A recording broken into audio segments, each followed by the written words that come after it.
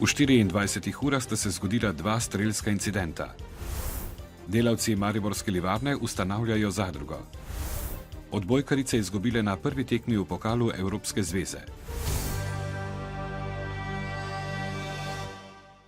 Pozdravljeni.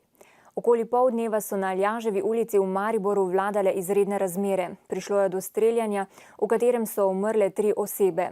Po neuradnih informacijah se je današnja strelska tragedija zgodila zaradi socialne stiske.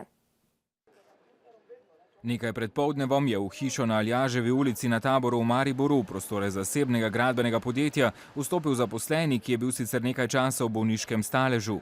Od lastnika je terjal denar, ki naj bi mu ga dolgovalo podjetje. Prišlo je do prepira, moški je streljal in ubil lastnika družbe in njegovega sina. Zatem je sodil še sebi.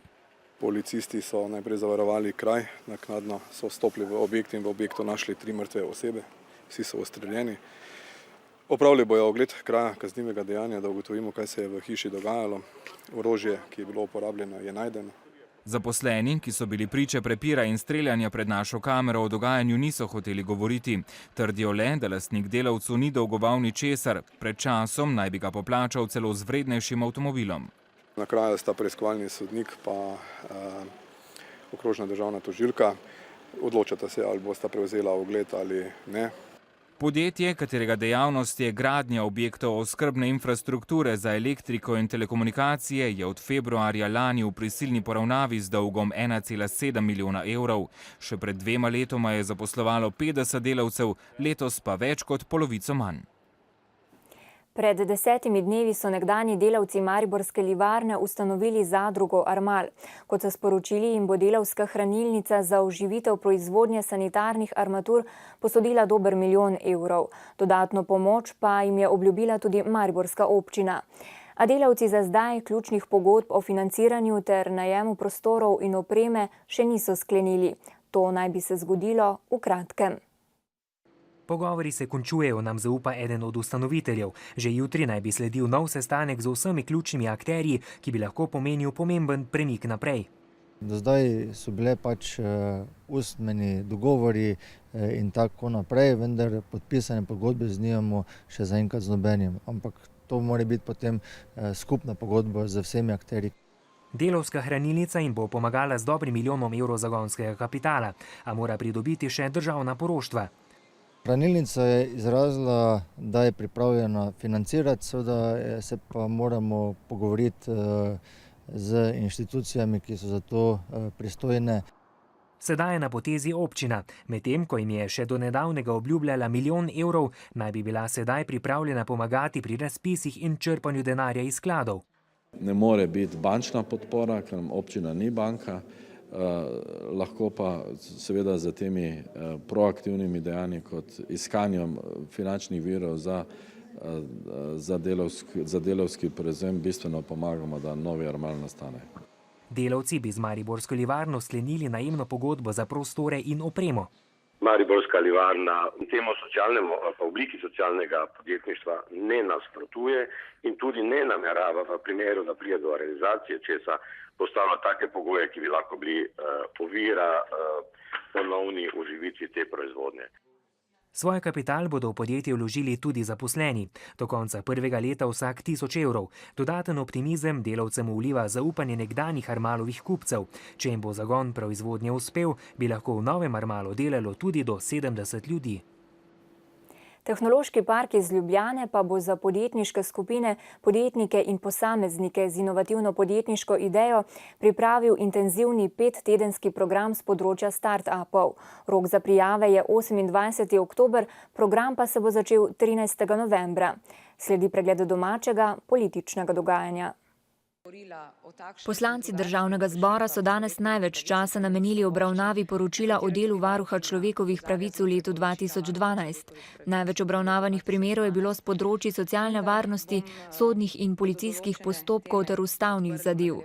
Varuhinja Vlasta Nussdorfer je že oktobra pristojni komisiji posebej izpostavila diskriminacijo in sovražni govor, zlasti do madžarske narodne in romske skupnosti. Poslanci se bodo tretji dan zasedanja po skrajšanem postopku lotili tudi novel zakonov o socialnem varstvu, varnosti v železniškem prometu in notariatu. V državi pa še vedno poteka razprava o zakonu o davku na nepremičnine. Stranka Desus predlaga postopno uveljavitev davka, tako bi se prihodnje leto odmeril v višini 60% polne vrednosti nepremičnine, v letu 2015 v višini 80%, leta 2016 pa v polni vrednosti. Predsednik Socialnih demokratov Igor Lukšič je v odzivu poudaril, da je bil obstoječi predlog zakona že usklajen in da je osnova za izračun že zmanjšana na 85%. Koalicijske stranke morajo ob morebitni omilitvi zakona poiskati rezerve za primanjkljaj, ki bi s tem nastal. Prihodki davka na nepremičnine so namreč že vračunani v predlog proračuna za prihodnji 2 leti, je pojasnil.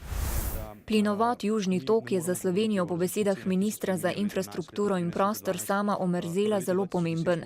Minister je izrazil pričakovanje, da bo projekt kljub nekaterim skeptikom izpeljan do konca. Ob tem je spomnil, da pogovori med investitorjem ruskim Gazpromom in Evropsko komisijo glede spoštovanja evropskih pravil tečejo. Plinovod bo v Sloveniji dolg 266 km in bo imel 2 kompresorski postaji, Kidričevo in Vodice, slednja še ni natančno določena. Leta 2015 bi lahko plin stekel preko Črnega morja, do konca leta 2017 pa naj bi dobil polno zmogljivost. Zavod za zdravstveno zavarovanje Slovenije je v prvih 8 mesecih letos ustvaril za 26,5 milijona evrov manj prihodkov kot odhodkov, kar je v skladu s finančnim načrtom zavoda za to obdobje. Tudi prihodnje leto ne bo lahko, je na današnji seji skupščine zavoda napovedal generalni direktor Samo Fakin. Napoveduje, da bodo prihodki zavoda do konca leta predvidoma za dobrih 15 milijonov evrov nižji od predvidenih s finančnim načrtom, odhodki pa višji od načrtovanih za 16,6 milijona evrov. Če bo v petek sprejet interventni zakon, katerega izkupiček na letni ravni znaša nekaj manj kot 36 milijonov evrov, pa bi bilo treba sprejeti še za več kot 50 milijonov evrov varčevalnih ukrepov, da bo leto 2014 izravnano.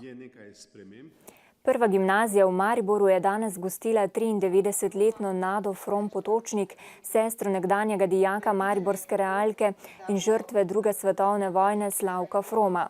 Ob tej priložnosti je dijakom predstavila njegovo življenjsko zgodbo, nato pa so pred spominsko ploščo v prostorih gimnazije položili cvetje in sveče. Gospa Potočnik je o svojem bratu napisala tudi knjigo, današnji obisk gimnazije pa je v njej prebudil številne spomine. Prišla sem pravzaprav presenečena oziroma vesela, ker se mi zdi, da moj brat zasluži, da je recimo ta ura bila tu in drugače pa spomini na gimnazijo so v redu, ker smo se luštno imeli, ne. Takrat je pač bilo drugače, ne. Je bila realna gimnazija, ampak mislim, da nam je dala dovolj, ker večina od vseh nas je potem nadaljevala študij, koliko nas ni vojna pač preprečila. Nadaljujemo z romsko tematiko. Slovenski Romi govorijo 4 narečja, ki pa niso podrobneje raziskana. Prvi resniški poskus je slovnica prekmurske romščine. Spisala jo je mlada romska jezikoslovka Samanta Baranja, izšla pa je pri Ljubljanskem pedagoškem inštitutu. Prekmurska romščina, ki jo je za temo nastajajoče doktorske disertacije izbrala profesorica nemščine, je značilna v 3 pogledih. Ne pozna dvojine in ne srednjega spola, namesto 6 pa je 8 sklonov. Prekmurska romščina je precej izvirna, pristna, ker vsebuje ogromno izrazov iz indijskih jezikov, iz jezika hindi in pa sanskrt. Jakor pomegi, ki oni na plač ljudi,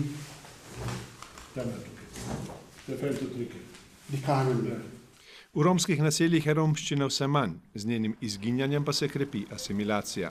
Tudi avtorica knjige se romsko pogovarja le še s starejšimi sorodniki. Če pa v bistvu pride zraven še moj brat, pa sestra, pa bratranec, pa ta mlajša generacija, hitro preklopimo na prekmurščino in se vsi pogovarjamo prekmursko. Tako da v bistvu to je že dober pokazatelj tega, da romščina v našem naselju absolutno izumira. Tudi zato, da romska narečja ne bi izumrla, namerava Baranjeva podrobneje analizirati poleg prekmurske še dolenjsko, mariborsko in romščino Sintov. To je lahko eno od osnov za standardizacijo romščine. Najlepša prekmurska romska beseda? Težko bi izbrala. Mogoče beseda za ljubezen, kamibe. Mogoče, ne vem. Sicer pa je publikacija Amari Čip v prvi vrsti namenjena strokovnjakom, ki se ukvarjajo z vzgojo romskih otrok. Iz Murske Sobote pa v Celje, kjer so med obnovo mestnega središča spet naleteli na pomembno arheološko najdbo. Na glavnem trgu so našli ostanke stavbe iz časa rimske Celeje. Odkritje je prava posebnost, saj so v njej dobro ohranjene številne podrobnosti. Na tem trgu je stala razkošna rimska vila. Njene zidove so odkrili tik pod mestnim tlakom, segajo kar 4 metre globoko.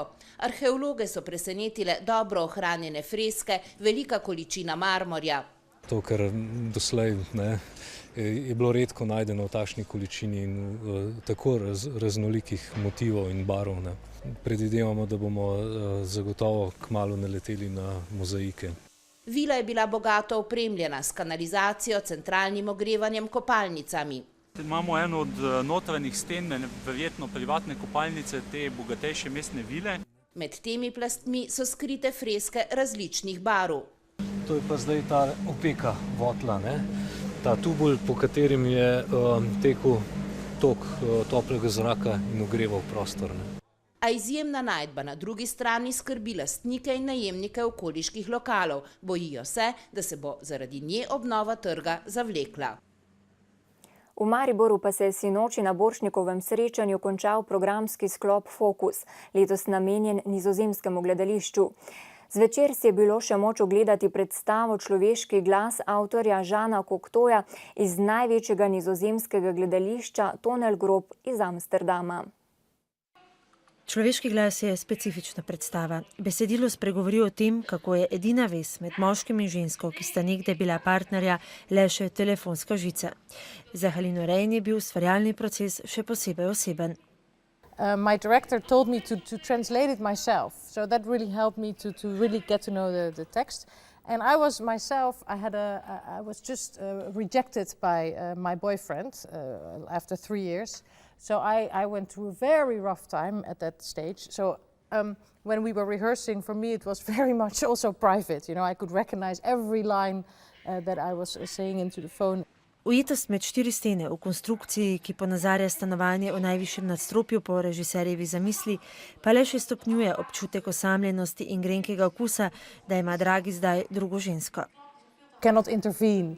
You can only watch it, you know, through the window, and you cannot save her. So that was kind of the feeling that he wanted to create. He even talked about this Hitchcock movie called Rear Window. He said, that is what I have in my head. And for him it is more than just a love story. He thinks this woman has an existential crisis, so really is depressed about life. Še šport. Nocoj bodo nogometaši Maribora odigrali 3. tekmo v Evropski ligi. Nekoliko oslabljeni, saj manjkajo Mejač, Bohar, Trajkovski in Dodlek, bodo v belgijskem Brižu skušali doseči prve letošnje točke v tem tekmovanju. Vijoličasti so prepričani, da je mogoče enakovredno igrati z nogometaši Varegema, ki so v prvem krogu proti Viganu osvojili točko. V želji so fanti naredili korak naprej, v ambicioznosti smo naredili, mislim, kar 2 koraka naprej, pomeni, da smo željni dokazovanja, željni nadigravanja, spoštujemo vsak nasprotnega, proti kateremu igramo, nobenemu pa ne priznamo, da je boljši od nas, dokler tega ne pokaže na igrišču. Za odbojkaricami Nove KBM Branika pa je prva tekma v pokalu Evropske odbojkarske zveze. V Mariboru so z 1-3 izgubile proti igralkam švicarskega Kojenica.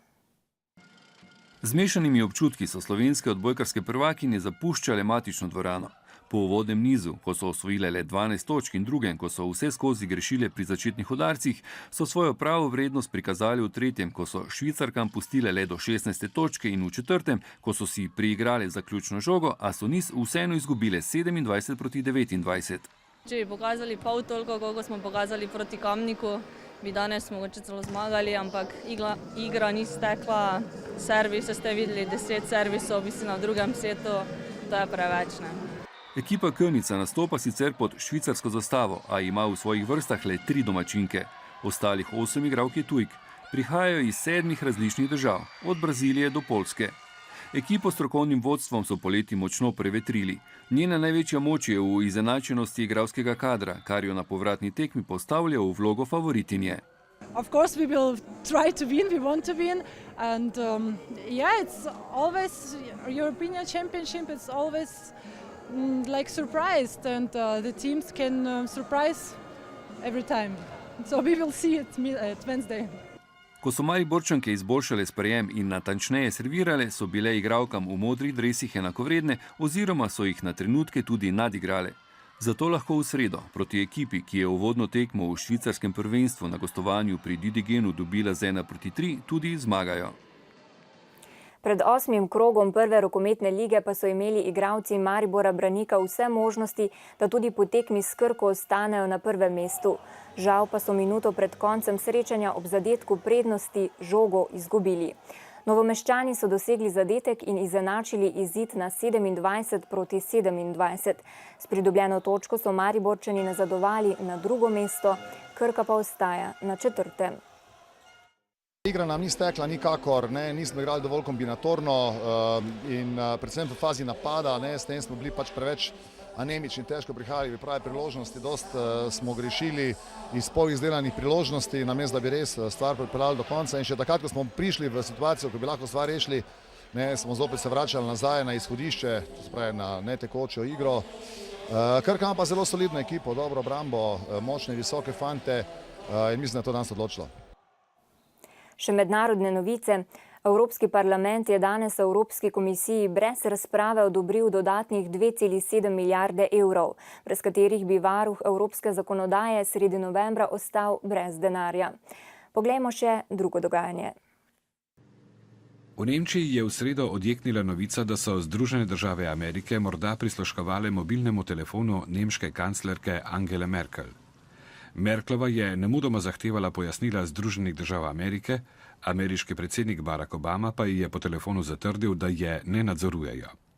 Nemški zunanji minister Guido Westerwelle je zaradi afere na pogovor poklical ameriškega veleposlanika v Berlinu. Med gašenjem požara v Avstraliji je južno od Sydneyja strmoglavilo gasilsko letalo. Umrl je 43-letni pilot.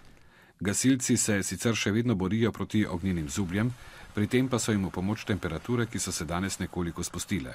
Skupno še vedno gori 66 požarov, od tega jih 24 še ni pod nadzorom. Ameriški predsednik Barack Obama bo 20. novembra podelil najvišja civilna priznanja v Združenih državah Amerike, to je predsedniško medaljo svobode. Zaslužijo si jo osebe, ki so izjemno prispevali k varnosti in interesom Združenih držav Amerike, svetovnemu miru, kulturi ali za druge javne in zasebne zasluge. Med letošnjimi dobitniki je tudi nekdanji predsednik Združenih držav Amerike Bill Clinton, in sicer predvsem zaradi njegove fundacije, ki si prizadeva za boljše zdravstvo in gospodarstvo po svetu. Astronomi so odkrili najbolj oddaljeno galaksijo doslej.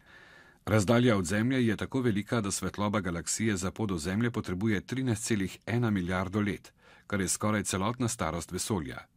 Analiza je sicer pokazala, da galaksija s presenetljivo hitrostjo ustvarja nove zvezde, 100-krat hitreje kot rimska cesta. In kaj nam napovedujejo vremenoslovci? V petek bo v vzhodnih krajih dokaj sončno, drugod bo zmerno do pretežno oblačno. Ponekod na zahodu države bo spet rahlo rosilo ali deževalo. Zapihal bo jugozahodni veter. V soboto in nedeljo bo največ sonca v vzhodnih krajih, drugod bo zmerno do pretežno oblačno. Pihal bo jugozahodni veter. Spoštovani, to je bil današnji dnevnik. Ob 20:05 pa vabljeni k ogledu oddaje Tele-M. Voditelj Zoran Medved bo z gosti spregovoril o razmerah, v katerih delujejo štajerski vinogradniki in vinarji. Predtem pa ne zamudite večernih novic. Nasvidenje do takrat.